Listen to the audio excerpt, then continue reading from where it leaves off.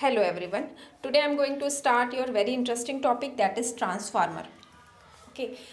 So in this we will discuss about the working of transformer. Okay, the basic one. किस principal पे work काम करता है transformer, कहाँ क्यों यूज़ किया जाता है, इसमें एसी सप्लाई आती है, DC supply, the basic thing we will discuss today. Okay. So basically आपका जो ट्रांसफार्मर है एक ऐसा डिवाइस है that which can change the potential difference and current on AC supply. जो potential difference को, आपके current को according to requirement, ठीक है. घरों में आपका क्या होता है, घरों में जो हमारी फेस आती है ना, उसमें आपकी 120 की AC सप्लाई आती है. प्लांट के लिए रिक्वायरमेंट अलग हो जाता है. रिक्वायरमेंट के अकॉर्डिंग हम क्या करते हैं, हमारा जो ट्रांसफार्मर है पोटेंशियल डिफरेंस को और करंट को ट्रांसफार्मर क्या करता है, चेंज करता है. तो कभी भी किसी कॉलोनी के आउटसाइड में आप देखेंगे कि वहाँ पे हमारा एक ट्रांसफार्मर फिट रहता है. व्हाट इज़ द वर्किंग, वो करता क्या है, ट्रांसफार्मर आपका क्या करता है, एसी सप्लाई को आपका स्टेप अप यानी या तो बढ़ाने का काम करेगा या फिर स्टेप डाउन करता है. दैट इज़ मतलब ये डिक्रीज भी कर सकता है पोटेंशियल डिफरेंस को. ठीक है. डीसी सप्लाई में basically we can not do, we are not step up step down DC supply को नहीं कर सकते. ठीक है. और बट ये आपकी जो अल्टरनेटिंग करंट होती है कि अल्टरनेटिंग करंट के मतलब फ्लैक्सिबल होती है हमारी, और इस फ्लैक्सिबिलिटी के कारण, फ्लैक्सिबल होती है means we can step up and step down the AC voltage. Okay. Okay.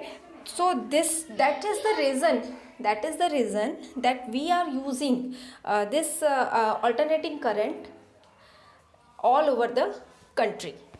Okay. इससे इस फ्लैक्सिबिलिटी के कारण, ठीक है, जिस समय जितना यूज़ है उतनी वोल्टेज कर सकते हैं, उतनी अप कर सकते हैं. So this is the introduction about the what transformer. Now come to the principle of transformer. ठीक है. तो ट्रांसफार्मर में बेसिकली आपके जो उसका जो प्रिंसिपल होता है, सिंपल जो प्रिंसिपल जो हम लोग ऑलरेडी स्टडी कर चुके हैं, that is work on the principle of mutual induction. ठीक है. That is work on the principle of mutual induction, sorry, mutual induction. ठीक है. Now come to the description. इसको मैं एक्सप्लेन करती हूँ मैं. Let me first tell you about the description में आपके पास इस तरीके से हम एक कोर डिज़ाइन करते हैं, that is made up of a soft iron core. ठीक है. एंड इसमें जो वाइंडिंग्स, इसमें जो वायर्स हमने बाउंड किए हैं, that is a copper winding. And जिस तरफ से, यहाँ से आप क्या करते हैं, यहाँ से आप सप्लाई वोल्टेज आप अप्लाई करते हैं, तो जिस भी वाइंडिंग्स में है ना, ये इस तरफ का जो वाइंडिंग्स है that is known as your primary winding, and the winding which is wound here is known as secondary winding. Okay. Now come to the main thing, that is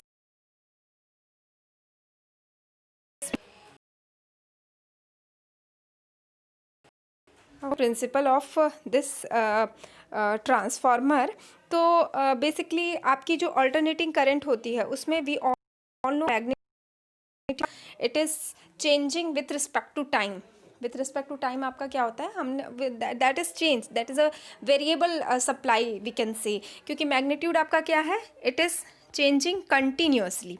we all know कि आपकी जब भी आपकी जो current है अपने आसपास के एटमॉस्फेयर में एक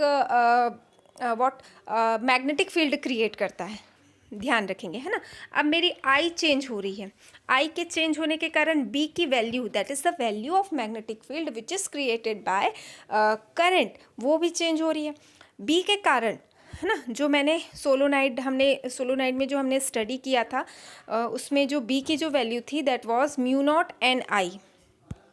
what was the value of that is b is equals to mu naught N आई.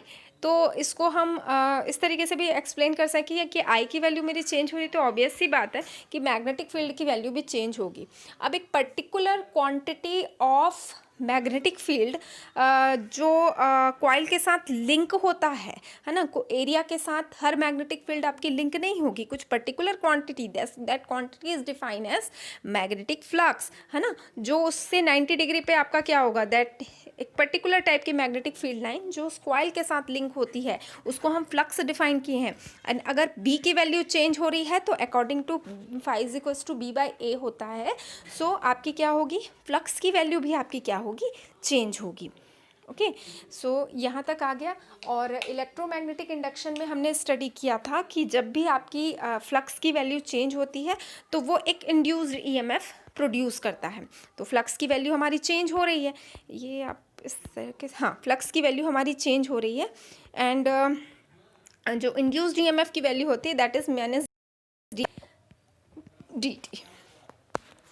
ठीक है, तो एक्चुअल में क्या हो रहा है, आप यहाँ पे आप यहाँ प्राइमरी में सप्लाई दे रहे हैं and because of that primary voltage, primary EMF, उसके कारण सेकेंडरी में एक ईएमएफ इंड्यूस्ड हो रहा है। ठीक है, that is the main principle of transformer.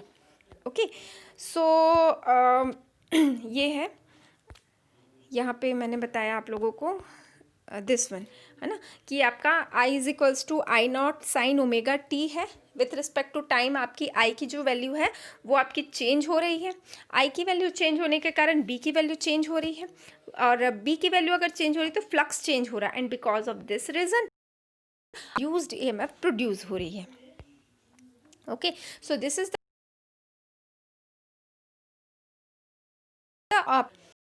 ठीक है, यहाँ को लिखा हुआ है दिस वन। ठीक है, you can note it down from here. Okay, now come to the basic terms, जैसे कैलकुलेशन ऑफ ईएमएफ चेंजेस, है ना, जो भी आपकी प्राइमरी में, प्राइमरी यानी प्राइमरी जहाँ भी आप सप्लाई दे रहे हैं ट्रांसफार्मर के, जिस टर्न से आप क्या कर रहे हैं, सप्लाई, आप you are providing supply that particular coil known as primary current, primary winding.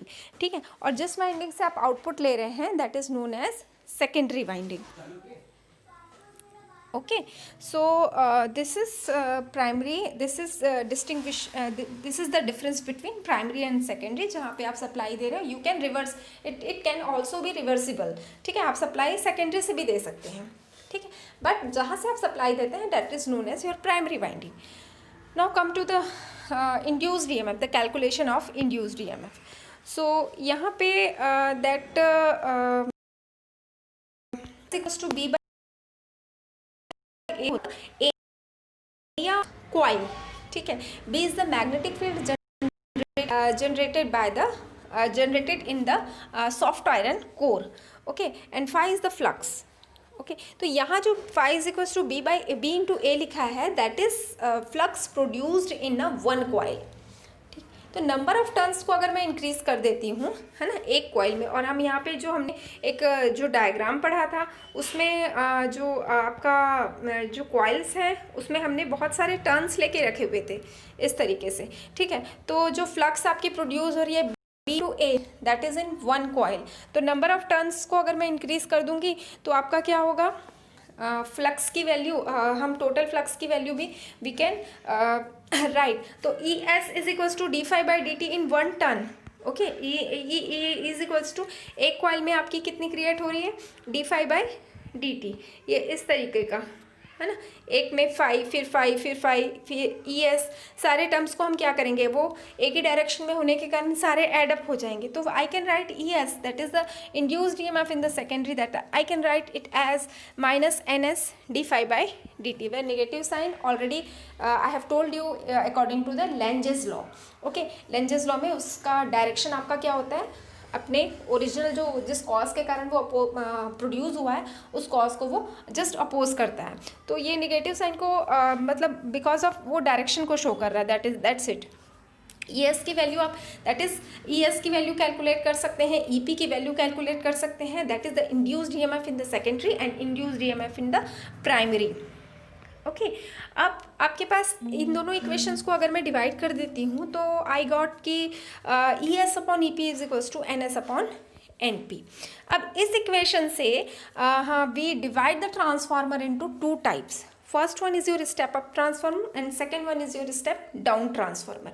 तो ये दोनों इक्वेशंस को जब मैंने डिवाइड किया तो देखिए, अगर आपकी एन एस की जो वैल्यू है या आउटपुट जो वोल्टेज है, जहाँ से आप वोल्टेज मतलब जहाँ से आप सप्लाई दे रहे हैं दैट इज़ योर, एंड जहाँ से आप आउटपुट जहाँ से इंड्यूस्ड ईएमएफ आपका सेकेंड कॉइल में जो कनेक्ट मतलब क्रिएट हो रहा है दैट इज़ सेकेंडरी कॉइल, ठीक है। तो जब आपका आउटपुट वोल्टेज इनपुट वोल्टेज से ग्रेटर होगा तो that transformer is known as step up transformer. And with respect in the step up transformer obviously N S की वैल्यू एन पी से ग्रेटर होगी।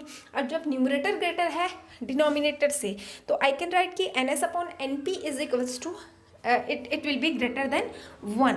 Okay, now come to the step down transformer.